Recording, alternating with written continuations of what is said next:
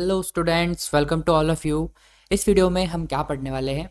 इस वीडियो में हम भारत में संघीय व्यवस्था के बारे में चर्चा करेंगे। भारत में जो संघीय व्यवस्था चलती है, भारत में जो फेडरलिज्म फॉलो किया जाता है, भारत में जिस तरह की संघीय व्यवस्था अभी हाल ही में चल रही है, जिस तरह की सरकार यहाँ पर रन करती है, चलती है, उसके बारे में हम डिटेल में यहाँ पर चर्चा करेंगे। पिछले वीडियो में हमने संघीय व्यवस्था के बारे में पढ़ा था, सिर्फ संघीय व्यवस्था के बारे में पढ़ा था, उसके प्रकार, पूरे विश्व में किस तरह से संघीय व्यवस्था का उद्भव हुआ है, देश के ऐतिहासिक पृष्ठभूमि को ध्यान रखते हुए अलग अलग तरह की संघीय व्यवस्था बनती है, संघीय व्यवस्थाओं की विशेषताएं, इन सब के बारे में हमने पढ़ा था। अब हम भारत के संदर्भ में देखेंगे, क्योंकि हम खुद भारत के नागरिक हैं, हम भारत में रहते हैं। एज ए सिटीजन, एक नागरिक होने के नाते हमें पता होना चाहिए कि हमारे देश की जो संघीय व्यवस्था है वो किस तरह से कार्य करती है। तो इस वीडियो में हम यही पढ़ेंगे कि भारत में संघीय व्यवस्था कैसे चलती है, और जो हमने विशेषताएं संघीय व्यवस्था की पिछले वीडियोज़ में पढ़ी हैं, क्या वो सारी विशेषताएं भारत की संघीय व्यवस्था में लागू होती हैं या कुछ विशेषताएं छूटती हैं।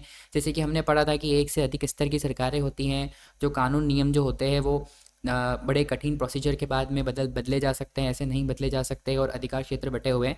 तो ये सारी जो विशेषताएं हमने संघीय व्यवस्था के अंदर पढ़ी थी, क्या हमारे भारत में, हमारी भारत की सरकार में, क्या हमारे भारत की प्रशासनिक व्यवस्था में ये सारी व्यवस्था लागू होती है नहीं, इसके बारे में हम यहाँ पे चर्चा करेंगे और इसको समझने का ट्राई करेंगे।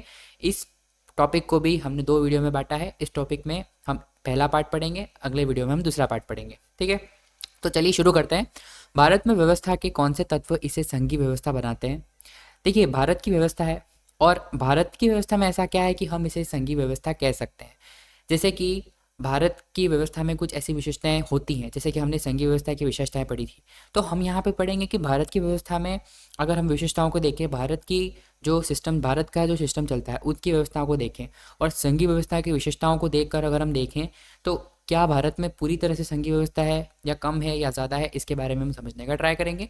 तो भारत में ऐसे कौन से तत्व हैं जिससे हम ये कह सकते हैं कि भारत एक संघीय व्यवस्था है? भारत है तो एक संघीय व्यवस्था, ये तो हमने मान लिया। लेकिन अगर यदि आपसे पूछा जाता है कि ऐसे कौन से तत्व हैं या ऐसी कौन सी विशेषताएं भारत की जिससे हम ये प्रूव कर सकते हैं, जिससे हम ये कह सकते हैं कि कौन से तत्व हैं, बताइए कि आप भारत को एक संघीय व्यवस्था कह रहे हैं।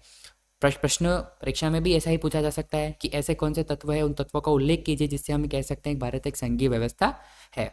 तो उसी को हम पढ़ेंगे। भारतीय संविधान ने भारत को राज्यों का संघ घोषित किया। इसमें संघ शब्द नहीं आया, पर भारतीय संघ का गठन संघीय शासन व्यवस्था के सिद्धांत पर हुआ है। देखिए, भारत का जब गठन हुआ था, तब राज्यों का पुनर्गठन किया गया था, एक एक करके रियासतों को अपने हिस्से में लाया गया था, और हिस्सों में ला करके भाषाओं के आधार पर, भौगोलिक विभिन्नताओं के आधार पर भारत को राज्यों के रूप में बांटा गया था, अलग अलग राज्य बनाए गए थे, ठीक है। संविधान में भी यही बताया गया। संविधान में कहीं भी स्पष्ट रूप से संघ शब्द नहीं आया था, लेकिन खुले तौर पर जो भारतीय व्यवस्था बनाई गई थी, जो भारतीय संविधान लिखा गया था, वो संघीय व्यवस्था के आधार पर ही बनाया गया था। ये आपको याद रखना है, ये आपको मानकर चलना है, और ऐसा ही है, संविधान में भी ऐसा ही है, और हमारी व्यवस्था भी इसी तरह से चलती है। अब संघवाद की विशेषताओं की बात करते हैं, जो हमने विशेषताएं पिछले वीडियोज़ में पढ़ी हैं। तो हम ये देखेंगे कि क्या सभी विशेषताएं भारतीय संविधान के सभी प्रावधानों पर लागू होती हैं। इट मीन्स, हमारे संविधान की जो विशेषताएं हैं, हमारे व्यवस्था की जो विशेषताएं हैं, क्या वो विशेषताएं हमने जो संघीय व्यवस्था की विशेषताएं पढ़ी थी आमतौर पर, क्या उन विशेषताओं से मेल खाती हैं? क्या भारत में भी ऐसे प्रावधान हैं जिससे हमें कह सकते हैं कि भारत में संघीय व्यवस्था है? उस पर हम प्रकाश डालेंगे, उस पर हम क्या करेंगे, डिस्कस करेंगे। तो देखते हैं कि भारत को संघीय व्यवस्था कैसे कहा जा सकता है। इसके कुछ पॉइंट्स हम डिस्कस करेंगे डिटेल में, एक एक करके। उन पॉइंट्स के आधार पर हमें समझेंगे कि भारत कैसे एक संघीय व्यवस्था है।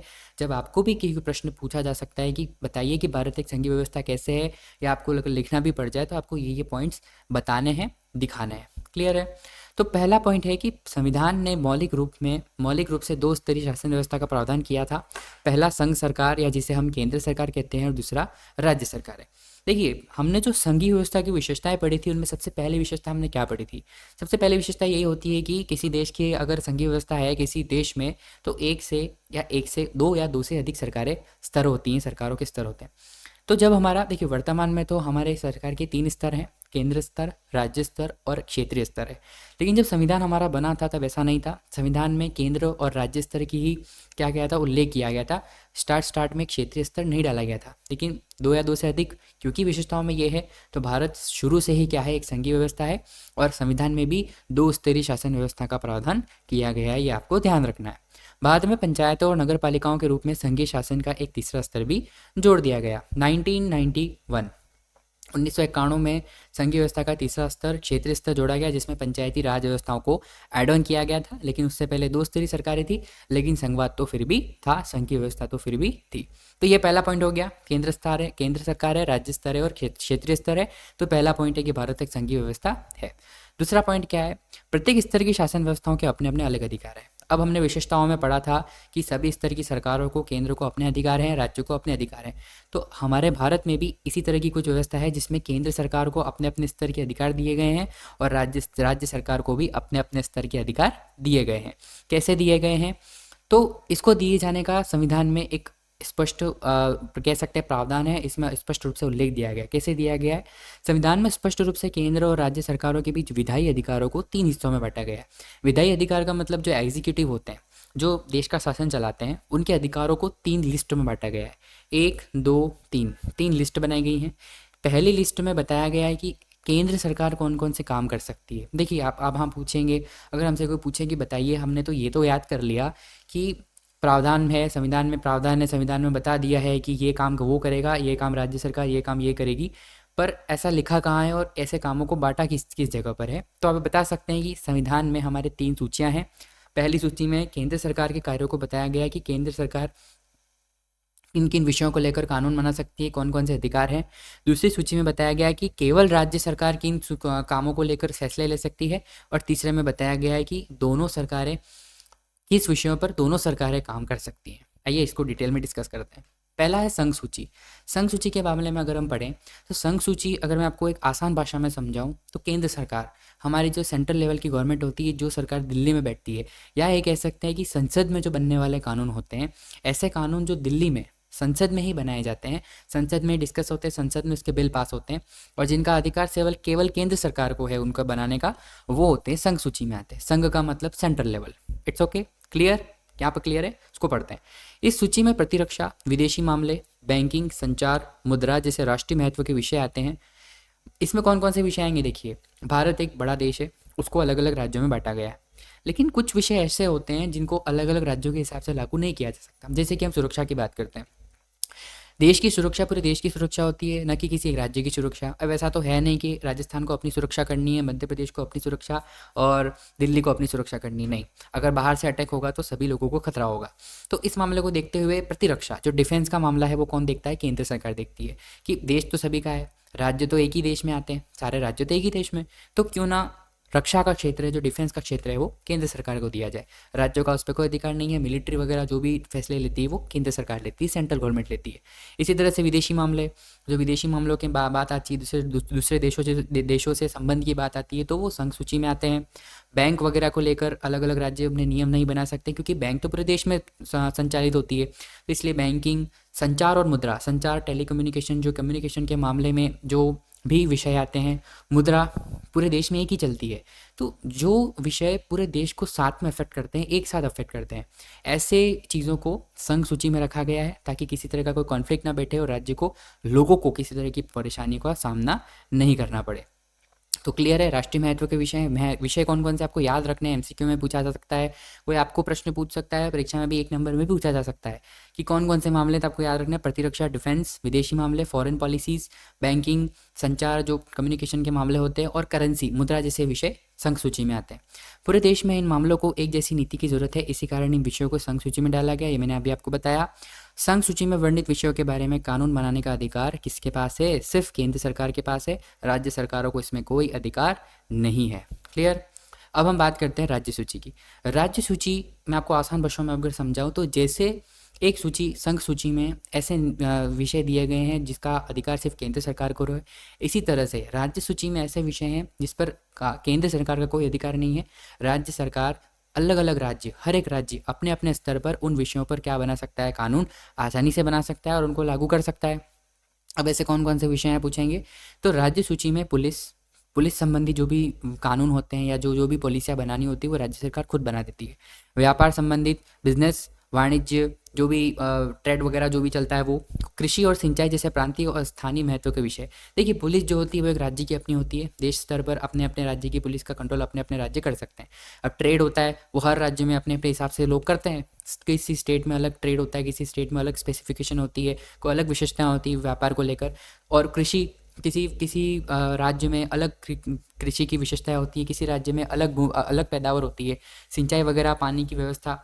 तो इस सब को देखते हुए क्षेत्रीय उनकी जो भौगोलिक स्थिति को देखते हुए, उनकी सामाजिक स्थिति को देखते हुए राज्य को उनको अपने अधिकार दे दिए गए हैं कि हाँ, पुलिस, व्यापार, वाणिज्य और इन क्षेत्रों को, इन विषयों को लेकर आप अपने कानून बना सकते हैं, क्योंकि यहाँ के जो स्थानीय लोग हैं उनसे जुड़े हुए विषय हैं, ये सारे उनसे जुड़े हुए विषय हैं। कृषि लोगों से जुड़ा हुआ है, व्यापार लोगों से जुड़ा हुआ है, पुलिस लोगों की सुरक्षा के लिए। तो इन विषयों को राज्य सूची में रख दिया गया। राज्य सूची में वर्णित विषयों के बारे में केवल राज्य सरकार कानून बना सकती है, ये मैंने आपको पहले ही बता दिया है। तो क्लियर है, संघ सूची और राज्य सूची। अब लास्ट एक सूची आती है तीसरी, जो कि होती है समवर्ती सूची। ये है हमारी केंद्र सरकार की, ये है हमारी राज्य सरकार की, और बीच को कनेक्ट करने वाली समवर्ती सूची। अब आइए समझते हैं कि समवर्ती सूची क्या होती है। आसान भाषा में अगर मैं आपको समझाऊं तो समवर्ती सूची वो सूची होती है जिसमें केंद्र भी कानून बना सकती है और राज्य सरकार भी कानून बना सकती है।